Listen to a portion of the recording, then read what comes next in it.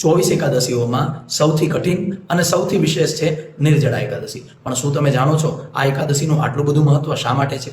ચાલો એક રસપ્રદ કથા સાથે જાણીએ. મહાભારત કાળની વાત છે.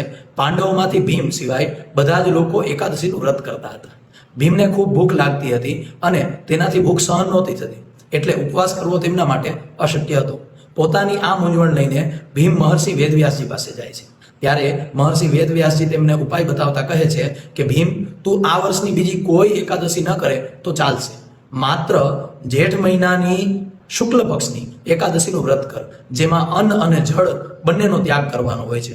ભીમે મહર્ષિની આ વાત માનીને શ્રદ્ધાપૂર્વક કઠિન તપ કર્યું. ત્યારથી જ આ એકાદશીને ભીમસેની એકાદશી પણ કહેવામાં આવે છે. અને પુરાણો અનુસાર જો કોઈ પણ વ્યક્તિ આ એકાદશીના દિવસે વ્રત કરી, નિર્જળા વ્રત કરી એટલે કે જળપાન કર્યા વગરનું વ્રત કરી અને પીત વસ્ત્રનું એટલે કે પીળા વસ્ત્રોનું દાન કરે છે અને પોતે સંપૂર્ણ દિવસ માટે પીળા વસ્ત્રો પહેરી અને મંત્ર નામ જપ ઓમ નમો ભગવતે વાસુદેવાયના એક આસન ઉપર બેસીને જો જપ તપ કરે છે તો એને 1000 ગણું પુણ્ય આ જપ તપનું મળતું હોય છે.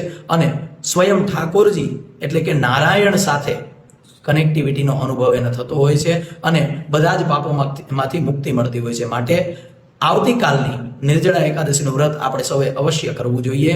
એ સાથે જય શ્રી કૃષ્ણ. આ વિડીયોને વધુમાં વધુ શેર કરો અને બને તો સ્ટોરીમાં અવશ્ય લગાવજો. જય શ્રી કૃષ્ણ.